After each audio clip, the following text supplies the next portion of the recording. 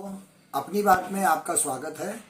दोस्तों, आज का टॉपिक है मल्लिकार्जुन खड़गे, जो कांग्रेस के अध्यक्ष हैं और जिनकी उम्र करीब 81 साल की है। दोस्तों, अर्धसत्य आदमी को हमेशा भुलावे में रखता है या धोखा देता है।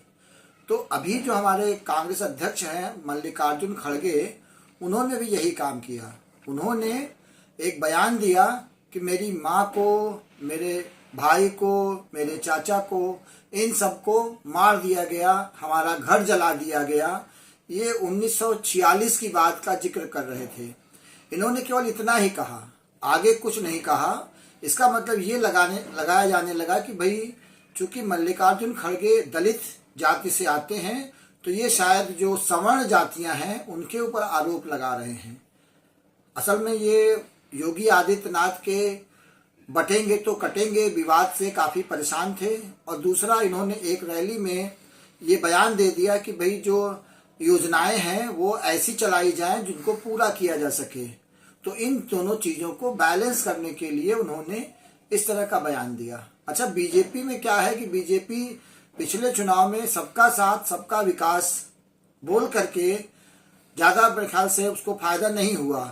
और जिस तरह से कांग्रेस ने या फिर और जो पार्टियां, समाजवादी पार्टी ने जिस तरह से संविधान खतरे में है, आरक्षण खत्म हो जाएगा, इस तरह की बातों से लोकसभा में बीजेपी को नुकसान किया। तो बीजेपी को ये जो नारा लगाया गया या जो कहा गया बटोगे तो कटोगे, ज़्यादा बीजेपी के लिए सुटेबल था। तो अब इस नारे की भी काट करनी थी। और जो इनके ऊपर जो एक चार्ज लगाया गया कि उन्होंने पब्लिक प्लेस पे इसका जो कांग्रेस का जो मेन वो था बांटने वाला या फिर चीज़ों को फ्री में बांटने वाला, उसके भी बैलेंस करना था। इसलिए उन्होंने इस तरह से कहा कि मेरे परिवार को जला दिया गया, मार दिया गया। बाद में जब योगी आदित्यनाथ ने फिर बयान दिया या फिर जब जांच की गई तो मालूम चला कि 1946 में इनके परिवार को जो हैदराबाद के निजाम की जो सेना थी, जिनको रजाकार कहते हैं, उन्होंने मारा था। मतलब समझिए इस चीज को कि वो ये कहना चाह रहे हैं कि मेरे परिवार को मार दिया गया, लेकिन वो ये नहीं बता रहे हैं कि उनके परिवार को मारने वाले मुसलमान थे या निजाम के लोग थे। तो आधी बात बताओ, आधी बात गप कर जाओ। जैसे कि महाभारत में घटना हुई थी, आपको मालूम होगा, जहाँ पे अश्वत्थामा मारा गया, नरो व कुंजरो। ये भीम ने द्रोणाचार्य को के वध के लिए ये कृष्ण भगवान की प्लानिंग थी।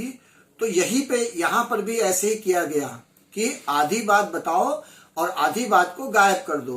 मित्रों, राजनीति में आजकल यही चल रहा है, यही सिस्टम फॉलो हो रहा है कि जो अपने मुनीत का हो, जो अपने माफिक हो, उसको बताओ, और जो दूसरी बात हो, जो अपने को सूचना करता हो, उसको अवॉइड कर जाओ। तो आज की बात में यही मेन टॉपिक था कि अर्धसत्य आदमी को हमेशा भुलावे में रखता है। अच्छा दोस्तों, इस चैनल को, अपनी बात को आप लोग लाइक कीजिए, सब्सक्राइब कीजिए और शेयर कीजिए। धन्यवाद।